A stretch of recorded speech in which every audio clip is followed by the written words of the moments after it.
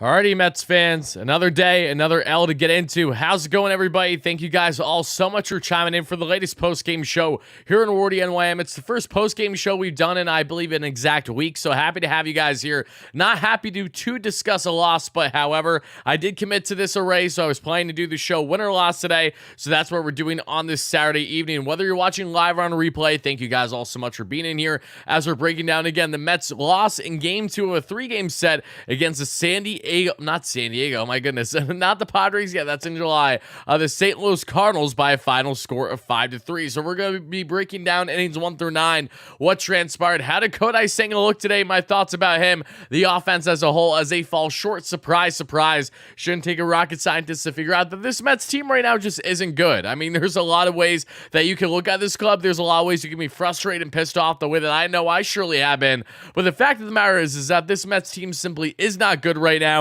They're 4 games below 500. They're 11.5 out of fourth place in the NL East. They're 4.5 out of the wild card. And again, I know that they have a lot more games to play this year, still about 100.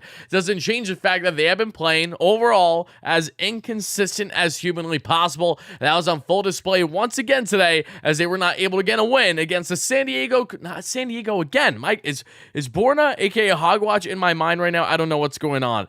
But for the first time in a while, the St. Louis Cardinals won a game after losing early. They were losing 1-0 thanks to a leadoff bomb by Brandon Nimmo. And the St. Louis Cardinals entering tonight's game were 4-29 this season when trailing the ball game, when they're losing to start a ball game.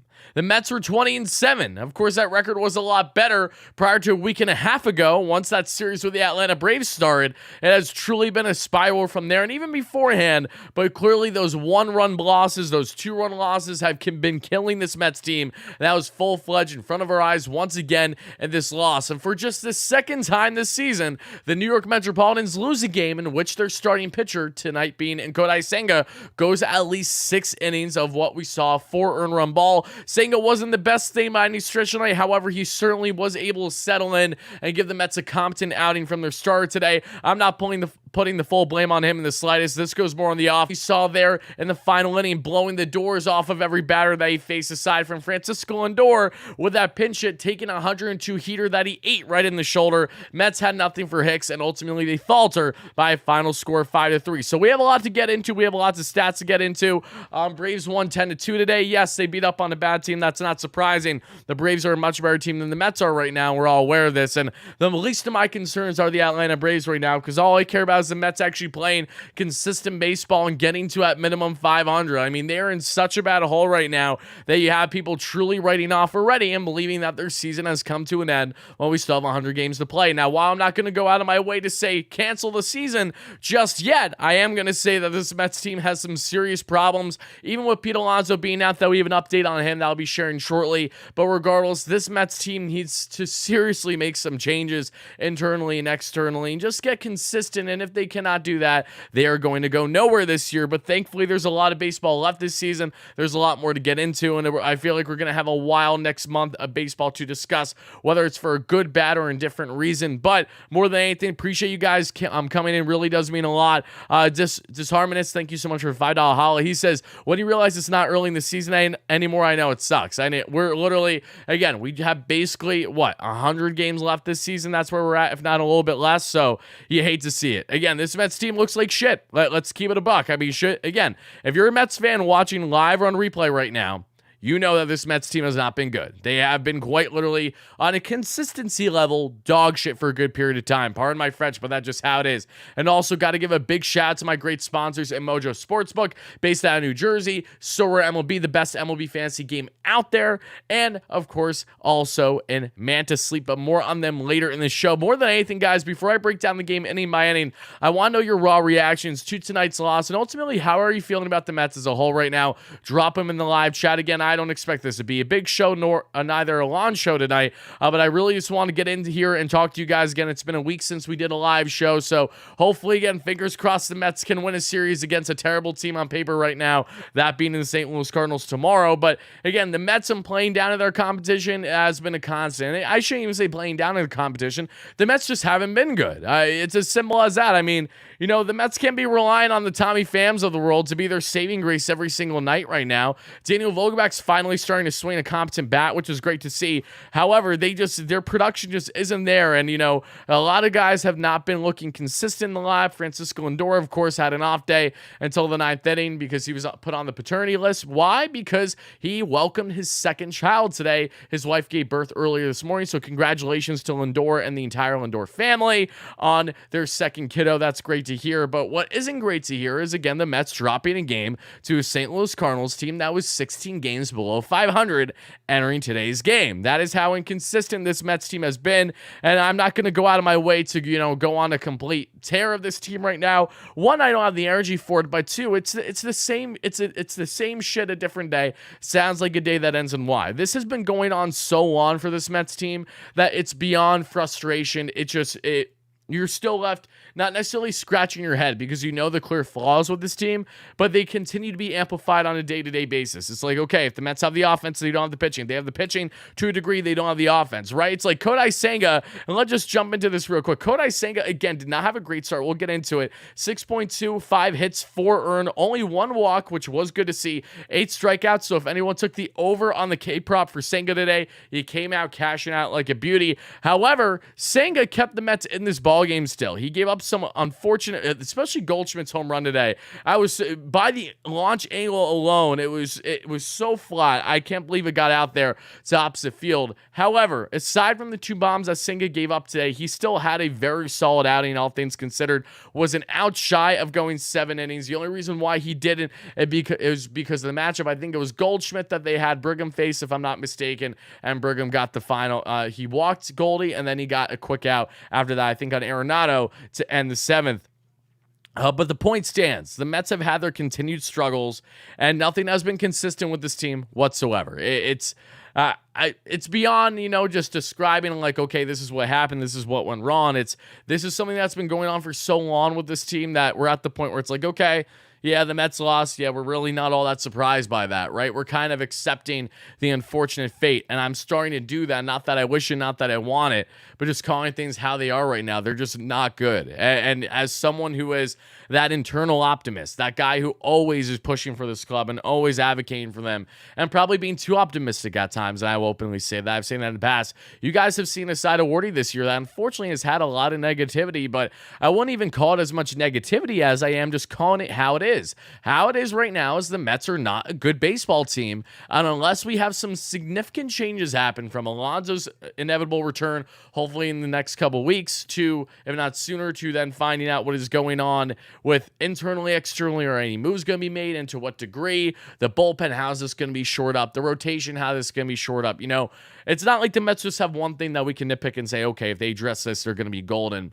No, their offensively, how it ranks up in the NL right now is among one of the worst in baseball out of the NL. When you look at pitching wise, the bullpen actually statistically isn't terrible. They're one of the better teams in baseball with not allowing walks from their bullpen.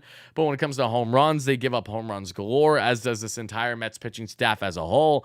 And, there's nothing that you can look at with this club and that's going to give you an overwhelming sense of confidence, because they need to prove it. The same way that, the Phillies from last year and the Braves from 2 years ago and the Nationals from 2019, they had to prove their worth in order to really woo the fans, if you will, because right now all of us fans are kind of expecting the worst, and that is what we've been seeing. So there's the pitching, but let's break down this game inning by inning. Let's talk about it. But before we do, I do have some key updates that I want to share with you all. And again, appreciate you all being here. Shout out to Anthony, great member. Happy to have you in here, brother. Yeah, again, I missed you guys. I know that I've been posting recaps because I was in New York from Tuesday to yesterday. However, as great of a trip as that was, definitely missed doing the live shows with you guys. So happy to be back here.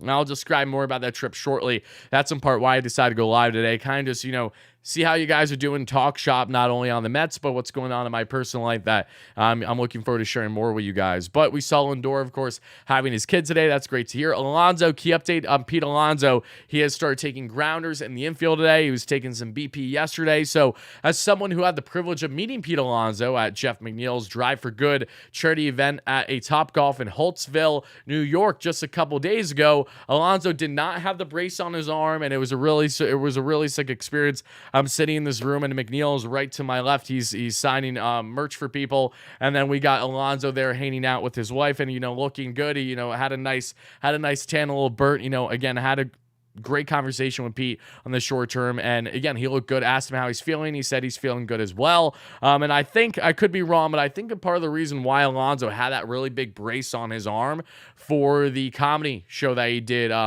we saw Cardinals there and a lot of other people just over a week ago, is I think it was more of a precautionary thing to make sure if, say, people were going to be bumping into him, because obviously he'd be talking to a lot of people at the event, to make sure that no one kind of messed with his wrist. But he already doesn't have anything on that wrist. He's taking BP, he's taking grounders. So it seems like, and again, I could be wrong, Alonso might be slightly ahead of schedule, which is definitely a positive sign. So again, shout out to Pete for being a beauty. Had again, an absolute pleasure in meeting him for the first time, and I'm sure it won't be the last. And then some other key updates for the Mets. Luke Voit, who the Mets signed over this past week, hit a 485-foot bomb yesterday, doing all he can in AAA to get the call up, which at this rate wouldn't surprise me with how the Mets continue to utilize, or lack thereof, that being a Mark Vientos, Ronnie Mauricio, and of course with Alonso out, that makes further sense whether we like it or not. Ronnie Mauricio, again, guys, first start in left field yesterday or the day before, at the AAA level, and hit 2 home runs in that same game. So Ronnie's ankle's feeling good, was playing left perfectly fine, and hitting nukes not once but twice. So again, it's a matter of when versus if Ronnie Mauricio is going to be called up this year, should he not be considered as a complete trade bait. So Ronnie's definitely got to keep an eye on as we're following along things in the farm system for the mini Mets, if you will, even though Ronnie's anything but mini. McNeil, again, want to share with you guys briefly on how that event went, and also going to be blunt. Love Jeff, had a great conversation with him, so grateful. Just want to give a huge shout out to his PR team for reaching out to me, for having me be a part of the awesome event that they had with a lot of diehard Mets fans. Was hanging out with Darren, the 7 line. He had his own bay, was hanging golf balls with him. Shout out to Danny Shea, who's a Mets fan, who I did an interview with not too long ago, a great Mets fan as well, and everyone else involved. Jolly was there too, which was really sick, representing John Boy. And again, it was a fantastic event. I was so humbled and grateful to be there. I got a chance to talk shop with Jeff for a bit, do a little interview with him that you guys saw. That was great. And again, Jeff, I will say, 2 things. One, Alonso. Again, I never viewed Alonso as heavyset or anything like that, but he looked even slimmer than I initially expected in person. Alonso looks in fantastic shape. Jeff looks in phenomenal shape too. I know I'm short, but Jeff was even bigger than I initially thought. And again, really broad too, especially in the shoulders, the traps area. Jeff is a big guy, and again, was of course hacking his golf swing so beautiful as he always does. And what a beauty. Again, had a great conversation with him. Really, really grateful to be invited to his event there from his team. But more than anything, as much as I love Jeff, you guys know I keep it a buck on the channel, and Jeff has not been the Jeff that we saw last year, and today was a great example of that. Specifically, one at bat that McNeil had with a runner on, I want to say it was second or third, and I looked at my brother. I'm like, unfortunately, Jeff is going to ground this to first base, and that's exactly what he did. Jeff was one of those culprits today that really struggled with runners on, especially doing his best Marte impression when Marte faced the Yanks and the Mets lost 7-6 to the Yanks in Game 1. It wasn't to that magnitude, to that seriousness, but again, McNeil has had his struggles. He's pulling the ball a lot, and that goes in hand too with us not having a shift in baseball this year. So Jeff probably doesn't feel as inclined to maybe go opposite field and put the effort in. I don't necessarily know if I'm putting the wording right, but that because there isn't a shift. Jeff emphasized, heading in the year that, He's always viewed himself as a pull hitter. He's looking forward to pulling the ball and getting it in the gap more, where they can't say have a third guy in the shallow outfield to kind of block things from him. But he's been pulling the ball a lot, and I think that is definitely a factor into his lack of consistent hitting versus what we saw last year. Again, McNeil right now in the season is batting around like 270, 280, in between that range, and certainly not the 300 hitter that we were expecting after the Mets extended him over this past offseason. And again, the reigning not only NL, but overall MLB batting champ. I mean, McNeil has been an absolute stud for the Mets year after year, but he too is not at his best this season. And again, this is nothing to rag him or anything personal, because I literally love the guy. Again, so grateful to be at his event. But, talking about a Mets game today, he will be the first to tell you that he did not have great at-bats and wasn't able to find those gaps, especially if he's pulling the ball no less in between first and second. It just wasn't there. And that was one of many things that went wrong for the Mets on the offensive end today. So let's get into it. Let's talk about this, and then then let's go from there. But of course, again, appreciate you guys chiming in. Make sure to smash that like and subscribe on. If you're watching live on replays, we're breaking down the latest Mets game. The latest Mets loss, unfortunately, as they drop game 2 of a 3-game set to, let's keep it a buck, the piss poor St. Louis Cardinals. They're 15 games below 500. Inexcusable to be losing games to a team like this, regardless of the talent that they have on their team. There's a reason why their team has been in such disarray. They have been underperforming, to say the least, as have the Mets, but not to that magnitude. And now the Mets certainly need to try their best efforts to win the series tomorrow. But the game starts in the first thanks to Kodai Senga escaping a bases-loaded jam that was self-induced, and he strikes out Gorman there to end the inning. In the bottom of the first, Brandon Nimmo with another leadoff home run, his second over the past week, his most previous one being in that Mets loss 7-6 to the Yanks, in which I was not able to attend the game because my car decided to absolutely collapse on me as I was under an hour away from Citi Field heading to the game. That's why I was at game 2 behind home plate. If you guys saw me on the ESPN broadcast, kind of cut me off a bit. Why? Because Buster only hates me because he's a schmuck. Not my fault, that's his. But going back to why I wasn't there for game 1, again, I had a car issue, and I'm still undefeated at Citi Field now, 5-0 on the year. So if I went to that first game of the Subway Series, I would not be 5-0. So it happened for a reason, right? But point being, Nimmo gets his second leadoff bomb of the week at minimum, and the Mets take an early 1-0 lead. Again, the Mets are 20-7 this season when they are the first team to score in said ball game. As we head to the second, Tommy Edman with a double, and then with 2 outs, Kodai Senga unfortunately cannot get the final one without giving up a couple runs. Donovan with an RBI single, and then Paul Goldschmidt going oppo on a line drive home run to give the Cardinals a 3-1 lead. Really unfortunate for the Mets and Senga there. As we get to the second, bottom of the second rather, Beatty with a single and Vogelback with a walk. Canna, unfortunately, with a double play to end it. I thought that Mark Canna was going to hit a home run last night. This is his month. I'm semi-joking here because I'm just saying I know that Mark Canna is probably the most outspoken Pride Month advocate, and we've seen kind of him be in his bag in a good way and balling out and, feeling himself, especially for things that he's, very pro. But Canna hasn't had good at-bats past couple days, and neither did he have good first base defense. That was unfortunately a factor into the Mets today as well. The latest play that he had in this game was trying to get, albeit a fairly hard ball, to get what would have been a pop-out there to right in foul territory. He wasn't able to get it. That would have been a huge out for the Mets, because by not getting that out, if I'm not mistaken, that allowed the Cardinals to then get a hit and then score another run. It didn't matter too much again because the Mets didn't drive in any more runs after they scored 3 today, but point stands. Canna, hopefully we see a little bit some better at-bats from him, because past day or so, a little underwhelming versus what I was expecting. Maybe it's silly of me to expect more given the circumstances, but I still was. Either way, he has a double play ball to end in the second.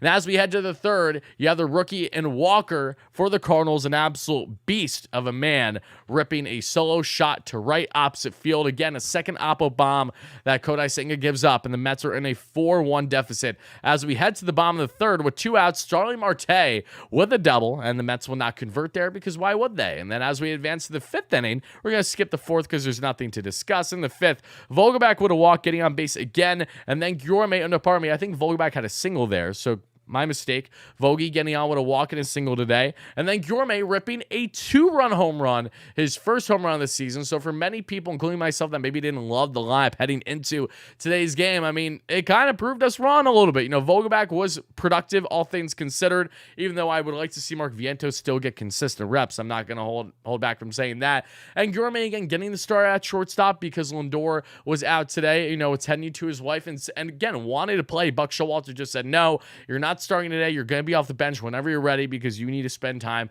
with your wife and your newborn child, and that's the right thing to do. I'm not against that. And Guillorme, again, ripping a 2-run home run, gives it a 1-run deficit, so the Mets are trying to rally back. It's a 4-3 ball game in the 5th. Nimmo gets on with a walk after, but the Mets were not able to convert anymore.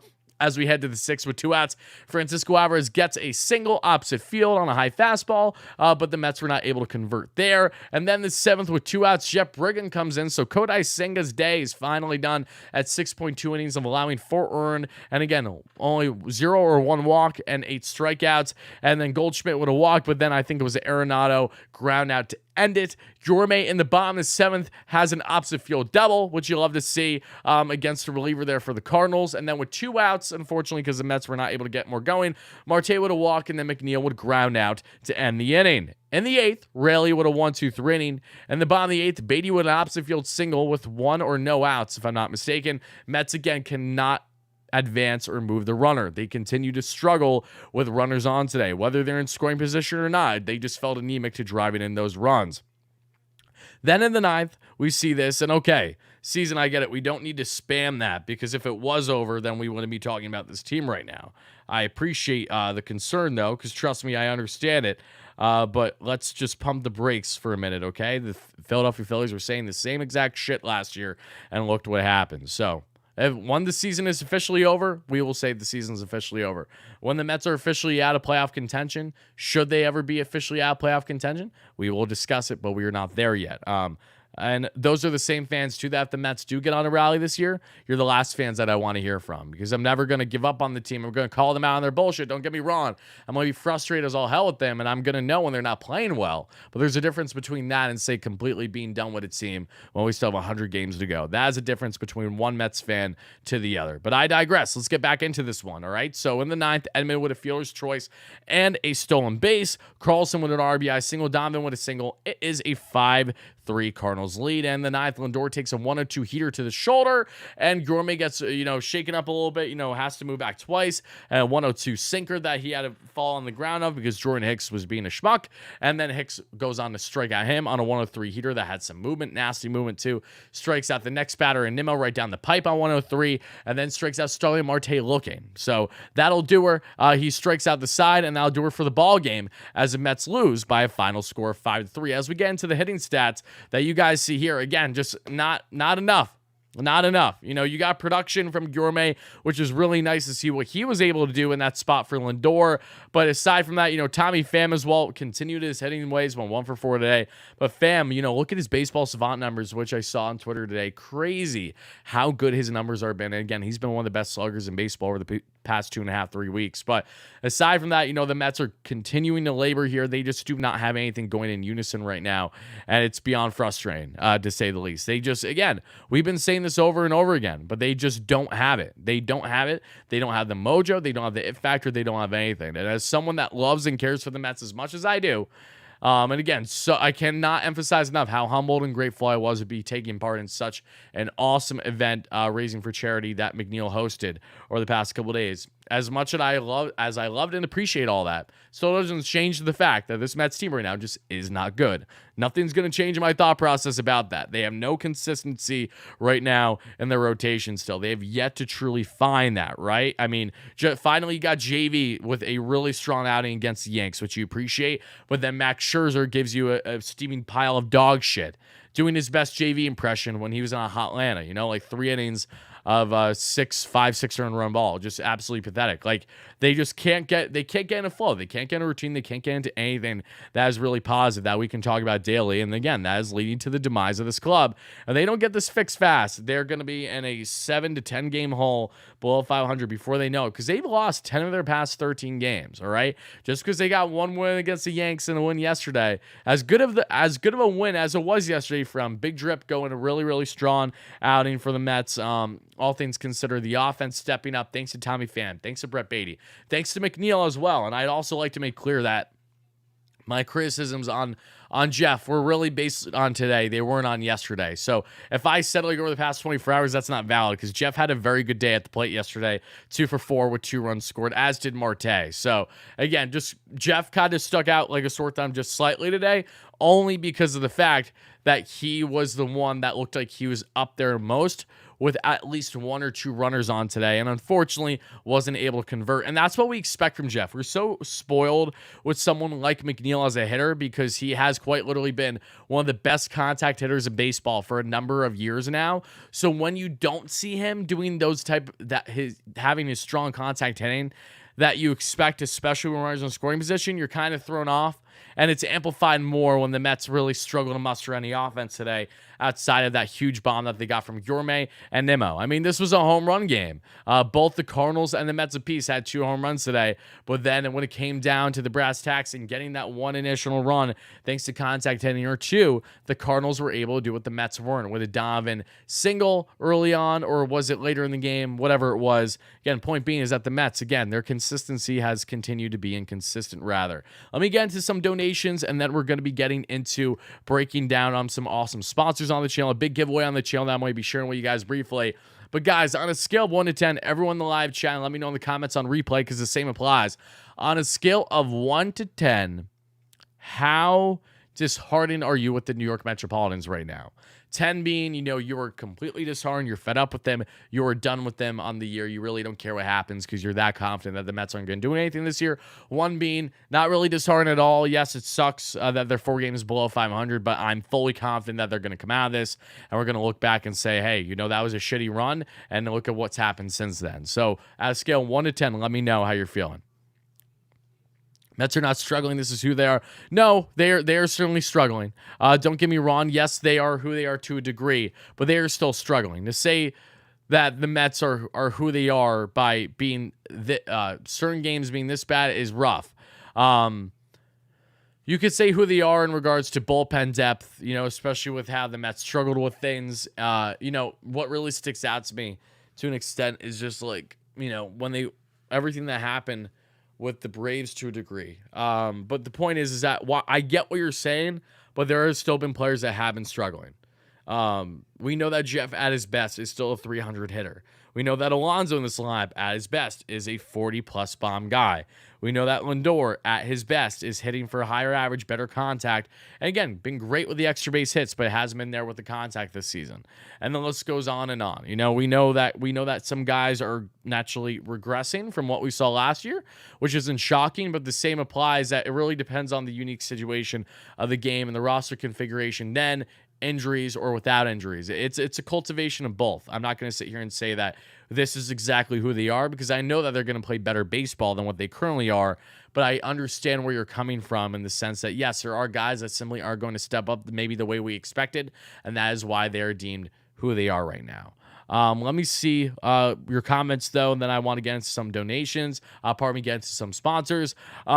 All things Mets talk, thank you for donation. What do you think about Gourmet's defense? I know he hit today, but I feel like his D has been a liability, has gone in the way of Nimmo's making great plays. I don't think Gourmet has been terribly liable. The biggest thing that stands out to me is the error that he had against the Pirates that led to a 1 unearned run on Senga, but thankfully Senga was able to overcome that, still had a strong start, all things considered, with adversity he faced, and the Mets won that 1 ball game in Pittsburgh. I'm not overly concerned with Gourmet's defense because he's a guy that I know is always going to be defensively minded first. The offense is what you're going to get few and far in between, and that is why when the Mets are at their best, I see a world where Gourmet is not on this roster, but given Alonso and given Gourmet playing well, I bet he's going to be on the roster for quite a bit now. I could be wrong. Thank you for the donation. JV says, hi, Rory, are you expecting this team to make a serious run for the playoffs or just hoping they do so as a fan?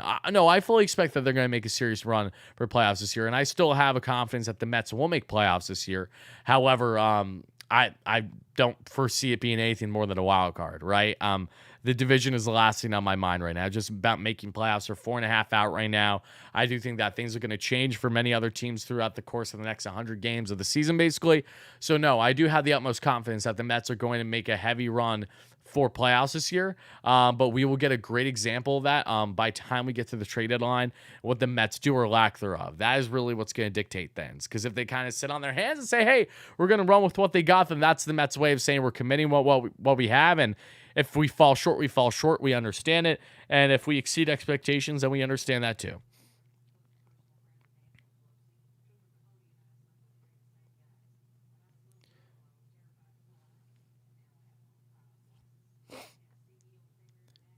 Going through the numbers right now that you guys gave in the live chat. We got 10, 10, 7, 9, 5, 7, 9, 6, 9, 7, 8, 5, 10, 6, 6. So overall, above average is how you guys are feeling. I get it.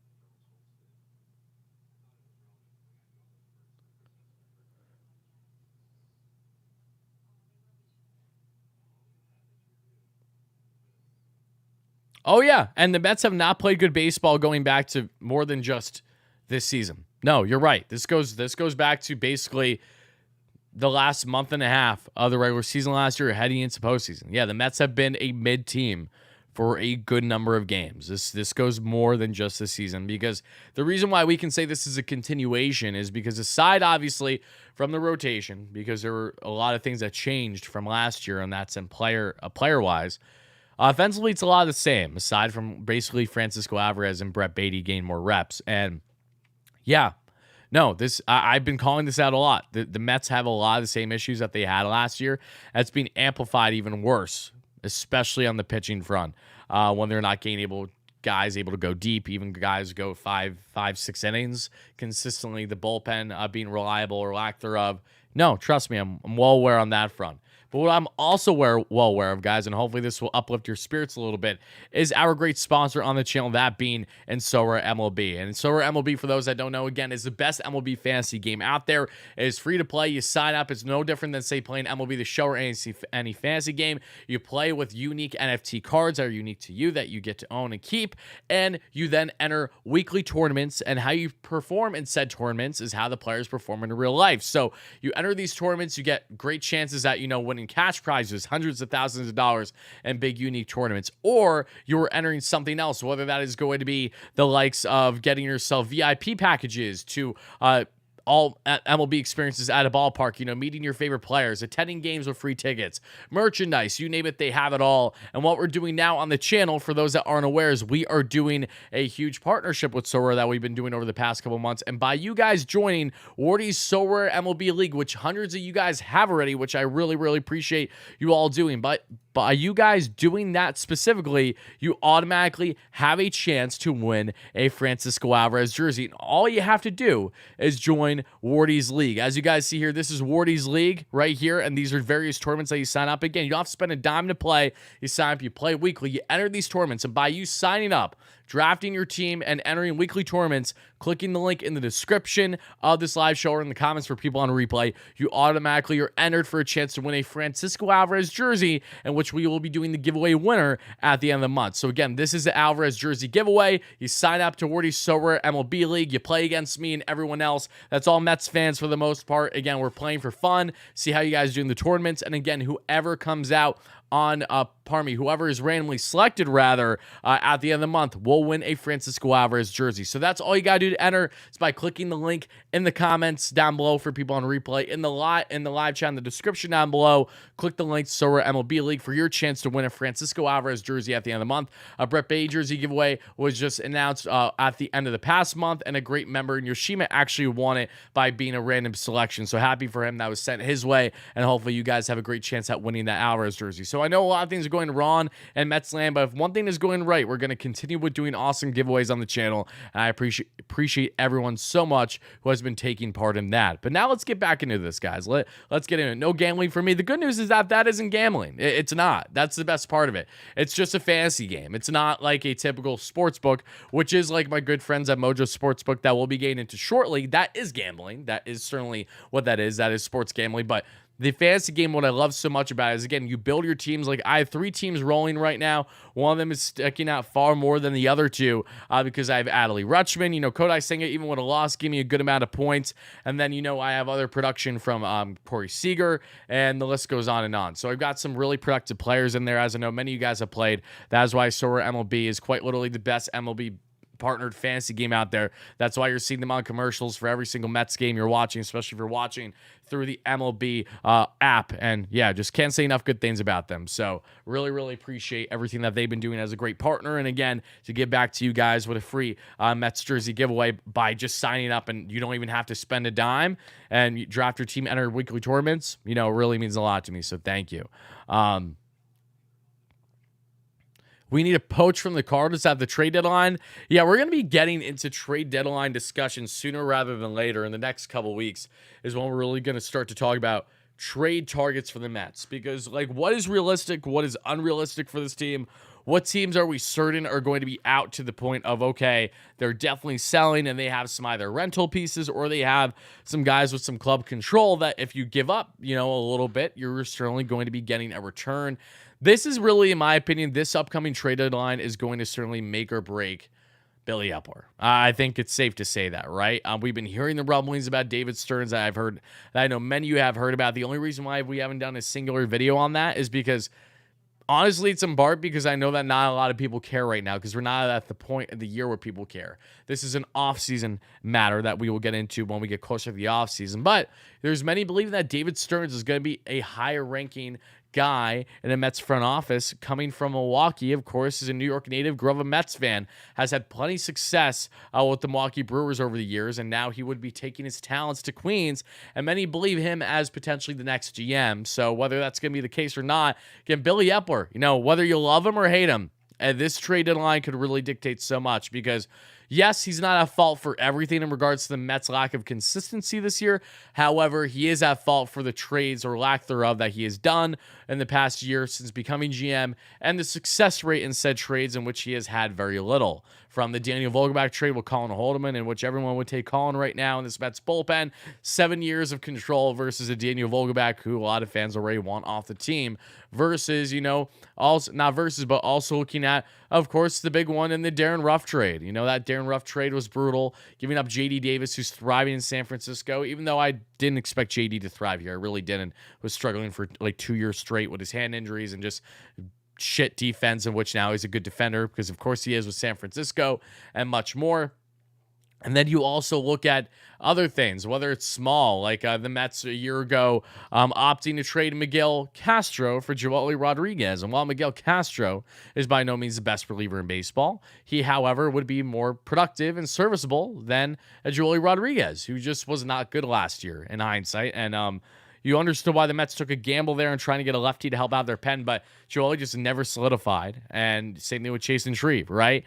Just little things like that. So this is huge. This is going to make or break a lot, and I'm excited. I'm interested to see what they do over the next month once we're really doing that build up to that trade deadline in the beginning of August. But man, oh man, this Mets team, you have to wonder, especially if they're saying a situation where they're at like best 500 or a little under, what are they going to do? Are they still going to go all in? Or are they going to be a team that kind of is a little complacent because they truly feel that's not worthy to give up any top prospects, anything like that, the deadline, for a team that they still view not going deep this year? So, again, we're going to know the results of this club on how the front office feels based on the decisions or lack thereof that they make in the next month plus. So, again, a lot to follow on that front. Month and a half, I should say. Nice hat. Thank you so much. I appreciate that. I got it at Mets spring trading this year. Absolutely love it. I really like the trucker style Mets hats that they have out there. So very comfortable on the head too. I've got a big noggin. I'm like a freaking bobblehead. If you just flick my chin, I'm bouncing around like that. Terrible moves by Epler. Yeah, no, again, I've not loved the trade front in which Epler has been doing, as late to say the least. Glad we brought Vientos to be a bench player. What a joke. Yeah, again, I mean, Marky V had himself, a big hit against the Yanks, and in return, still nothing. Again, I know that Vientos isn't the best player on the planet. However, the same applies. You are only continuing to not only hurt his trade value, but also his player development by not playing him consistently. And with Pete Alonso and the Mets signing Luke Voigt, that is the telltale sign of all you need to know. The Mets were never going to consider giving Vientos daily reps for even a week plus on this team. So it is what it is. Whether we like it or not, it is what it is. And I know I don't like it. And I think it's going to backfire for this Mets team. I really do believe that. But hey, they're the ones making the decisions, not me. So I'll leave it at that. But what I'm not going to leave is our next great sponsor on the channel that many of you guys know, and that, of course, is Mojo Sportsbook. Now, Mojo Sportsbook, again, is based out of New Jersey, guys, so if you are not New Jersey Mets-centric residents, so again, you can tune this out. That's perfectly fine. But again, Mojo Sportsbook, for those that don't know, what I love so much about them and why I'm so grateful to have them on as a sponsor is because they combine, the stock market, like Robinhood and other type of apps where you can day trade or hold on to your stock, with actual players, that being an MLB players here, as they do with other sports. But you can invest on players. You can also do various player props. Like the Kodai Senga prop today was over 6.5 strikeouts, and it was at plus 142 odds. So if you hammer that prop, you were coming out like a bandit today, the way that I knew I was. Again, easy money that you're winning. Love the odds that they do, especially on their props. But to tell you just a little bit more about Mojo Sportsbook, for those that aren't aware, it's the live betting stock market that's operating in New Jersey, and every bet on Mojo offers live trading so you can get in and get out all game long. It's stock trading meets sports betting with money lines, player props, and a whole new career-long bet they've created. The best part is that you're in total control of your bets, so cash in when you're up or cash out if it's going bad. Mojo's cash outs are available way more than any other sportsbook, which is what I appreciate as someone who's doing, your daily, bi-weekly bets, whatever you're doing, and say you really hammered something well and you're not loving a second part of it, so you want to cash out, but the cash out odds just aren't in your favor even when they should be, when things are looking good. That is where Mojo comes into play and gives you great cash out options. So all you gotta do is download the app today for my New Jersey residents and use my promo code WardyNYM for a 20% off deposit match up to $100. Again, that is promo code WardyNYM to a 20% off deposit match up to $100, and you can click the link in the description to sign up today. That is, again, for New Jersey residents only, and shout out Mojo Sportsbook for being a great sponsor on the channel. But let's now get back into talking about this Mets team a little bit more, because one thing that I've evaluated from watching this team all season long, going through hell and back, screaming my head off. It's funny. I screamed my head off when the Mets got swept by the Brewers like in the first month of this year. And I truly thought that would be the worst series that we've had this year. And in part, it still kind of is. But you could even argue the Braves one was worse because they were like all 1 or 2 run ball games in which the Mets had a 3+ run lead in every single game. I mean, the Mets are continuing to find new ways to lose. And again, just their second game this season in which they lost a game while being not only being up, but having a starter go 6 innings or more in Kodai Senga. They just have nothing going right now. And, I feel like I need to do a more thorough breakdown on this team soon, which I think I plan to do in a separate video, because this team is not only driving me nuts to no end, but the bar is so low in my expectations now. It really is. And I know that many of you guys feel the same way. The excitement level is certainly not there. The interest level, I would be lying if I said I had the same interest in this club as I did a couple months ago. I don't. But naturally, as someone that not only loves and cares for this team and will die on a hill for them, but also covers them for a living, I can't go anywhere even if I want to. So I got to make sure that I'm going through hell and back like all you diehards out there. But there's one thing that I can look at and say and really take as a takeaway throughout this entire year is that this Mets front office, this Mets ownership led by Steve Cohen, they know damn well that things are not going well, and they're not happy about it. And Steve will be the first to tell you that. And should this type of inconsistent downward spiral continue on the Mets front, Cohen is going to do something. Now, I don't know exactly what that is going to be, but I know that his frustration level is building more and more. And I know that he spoke to media already saying, what's the point in doing, a rash decision, whether it's on management or whether it's, on the coaching staff. And this Mets team kind of continues to be inconsistent. They don't make the proper moves over the next month plus. And I would make a strong argument that the Mets need to make moves fast, soon. Anything that they could do in the next 2 weeks, for example, to help rectify the bullpen with the depth that it has, and, potentially anything else that could be a help to this team, even starting pitching depth for that matter. If there's anything around that will not completely kill their farm, they need to heavily consider it before getting the trade deadline. They need to start getting reinforcements. And overall, they need the guys to perform better. And if they're not performing better, that is where you can look at this is not only a player issue, but this could also be a coaching issue. And that's something that I think we're going to continue to be locked on and focusing heavy on over the next couple of weeks to a month. Because, as someone who, again, thoroughly enjoyed Buck Showalter and everything he brought to his club last year, it is crazy how much I feel different about a manager in such a short period of time after winning NL Manager of the Year. And I know Buck is not at fault for a lot of the roster construction. That is not what I'm critiquing him for.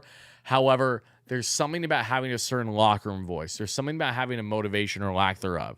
And if we look at this Mets team right now, they just look unbelievably deflated when they are out there certain times, especially if they say get a lead and lose it. They just do not know how to clutch up consistently enough. They've lost so much heartbreaking 1 or 2 run ball games over the past month plus. It is the worst recipe for failure, and also giving up runs with 2 outs. I mean, Tommy Pham said it best yesterday in his post game. He said, scoring with two outs is like the most deflating thing for an opposing team because you're so close, you're right there, you're trying to get the final out, and then bam, you give up 1, 2, 3, 4, 5 plus runs before you know it, and you're in a hole when you easily made maybe one difference in your pitch selection for the starter or the catcher calling it rather, and you could have been out of the inning. So the Mets have really, really been pressing a bit. The frustration level is there. And as Draftneck Mark said best, again, who did our latest podcast episode with me as a special guest for the Queen's Corner pod, which the next episode will likely be out tomorrow night as of now. So keep you guys posted on that. Will be out tomorrow night or at latest sometime early on Monday. But the point stands. This is a Mets team that they don't have the mojo. They don't have, no pun intended, they don't have the swagger. They don't have that fire. And they look deflated early and often, which is disheartening to say the least. So, yeah, I mean, that I feel like I've been repeating myself a lot, but I've kind of had to because there's nothing else. There's nothing else you can look at in this team and really pull and say, hey, let's have a deeper and a positive discussion on. No, there's not many ways to swing a positive narrative about this team. I'm not going to be, a half-ass fan and, kind of be a puppet, if you will, too, for the team and say, everything's going to be fine. It's not. One, it's not fine right now, and I can't guarantee that is going to be fine. They need to prove it, and they need to make the proper decisions in order for that to be a reality. But, guys, before we get out of here, we got to do our one last thing. You know it very well. And that is my great friends at Manta Sleep. For those that don't know, Manta Sleep is the best and affordable and most comfortable sleep mask out there on the market. If you're wondering why would Wardy partner with a sleep mask of all things on the channel, and as someone that is very anal about the type of sponsors I pick to have on, because I've been grateful to be given many opportunities over the past year, but I'm very picky about certain guys, especially the product that I like, and I really, really like Manta Sleep's product because I've been using it all season long, even before the season began, and when I tell you these things are so unbelievably comfortable, I have the Manta Sleep Mask Pro that's beyond affordable, that currently is not in my possession. It's by my bedside right now. I just don't feel like grabbing it. If you guys have been watching the channel, you've seen it. You slip on that bad boy, you sleep like an absolute beauty, and if you're, again, up late at night because you're frustrated like the Mets like I am, then you need some good sleep. You need to make sure that the sunlight early mornings, say if you want to get a nice sleep in, doesn't get in your eyes. That is where the Manta Sleep masks come into play. And again, for those that don't know, our good friends at Manta Sleep, and again, all you gotta do is click the link in the description, use my promo code WARDY for 10% off your order. But for those that don't know, let's talk about Manta Sleep. Look how happy she is with her Manta Sleep mask on.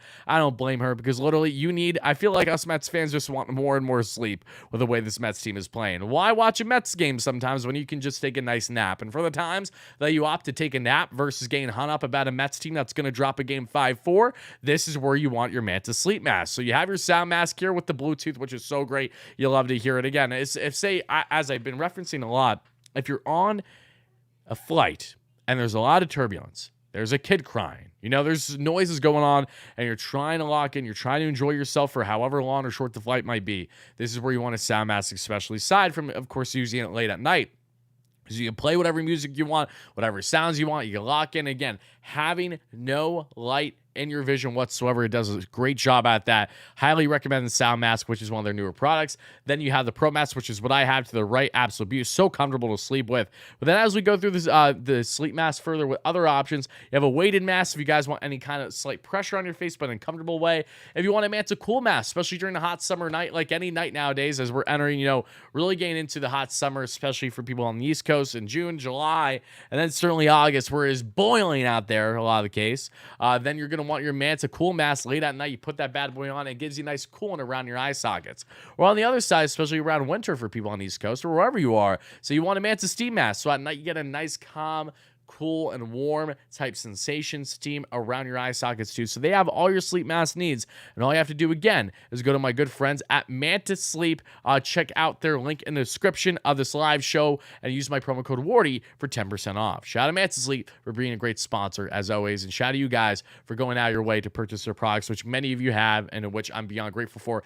Just to tell you guys how good this product is, I've even had a Braves fan that shouted them messaged me not long ago. Again, we even have Braves fans going out of their way to purchase this product using my promo code. So if that isn't a sign, I don't know what is. Go ahead and get your Manta Sleep mask today. And no, I'm not lying. That's an actual correct statement I just said. I was just blown away as you were to hear that. So it just shows that not all Braves fans are bad, and I appreciate that. It's your boy. Thank you so much for the $5 holla. He says, team built on batting average and veterans. They can't hit for extra base hits or power, and they are depending on two old men to be aces and not a good recipe. I mean, the Mets can hit for power, but it feels like today, like when they are, they're not getting the contact. And here's the thing. As someone who loved when the Mets were at their best with their contact hitting last year, as someone who loved that, what I love and admire more is a team with a lineup as deep as the Braves, where anyone in that lineup could hit at least 10, 15 bombs a year. You know, that's the most satisfying thing. And that's where the Mets continue to struggle. You know, they don't have that. They really don't. It's great to have the McNeils of the world, but you don't want a lot of McNeils of the world on your team. You just want a couple.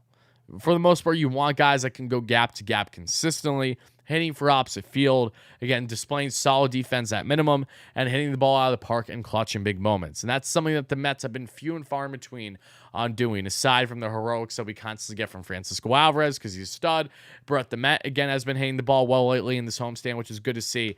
But a lot of guys that, you know, just not stepping up when you need them to. And again, give credit where credit's due. If we did a player of the game today, if the Mets won, I would have done Louis Gourmet, because Gourmet had a home run and a double today, gained that start at shortstop, and his defense was fine. So shout out to you, Louis. Again, someone who I have been critical of at times this year because I haven't felt that he's been deserving on the roster all year. But now, given Alonso's injuries, gets the call. And if you're going to play, I'm going to support you. And he certainly did his part today, and you have to appreciate that at minimum.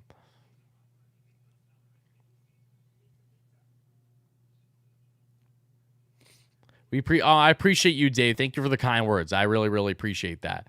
At cooling around the eye socket. It's true. You think, in regards to Manta Sleep, you think I'm bluffing. No, it's true. You get coolant around the eye socket. It's nice. It's comfortable. It's calm, cool, and collective.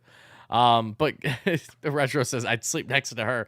Hey, if you get your Manta mask, the odds of that happening might be greater. Maybe not her, but someone along that profile that would be of interest to you possibly. So, hey, I'm not just gassing them up because they're a sponsor. That could become a reality for you. But with that being said, guys, we're 50 minutes in. I felt like I talked a lot longer than I should have today for a 5-3 Mets loss. But again, it's been a minute. We haven't done a live show in a while. We're going to be back live tomorrow, either for postgame and podcast or just podcast tomorrow night. So make sure you're chiming in then, hopefully. And then we'll have our usual content out throughout the week doing postgame shows. Might have some individual videos. Might have some podcasts out. We got a lot coming up. But more than anything, thank you guys so much for the unbelievable support over not only the months, but over the past couple years to make a dream into a reality again, and literally being as part of media for a Jeff McNeil charity event in which his team personally reached out to me was the most humbling and gratifying thing imaginable. And I'm so grateful for that. Not only grateful for them inviting me, but I'm so unbelievably grateful for all the support that we've had over the years that has led to this point. I'm just a short schmuck that talks about the Mets. All right, it's as simple as that. And I'm getting the luxury of having amazing opportunities like this. So please know that your support does not go unnoticed. Thank you to everyone for the flooded comments I had when I initially posted the Jeff McNeil interview. I unfortunately won't be able to get back to you all, but please know that I've seen them and I greatly appreciate them, and I love you guys to death. And regardless of what happens with the Mets, I will always be here, and I'm always going to be trying to have good conversations with you all on the bad, the good, the bad, and the ugly, because we all love this Mets team, no matter how much hell they may put us through. So again, thank you guys for the support. It means the world, and I'll talk to you again real soon.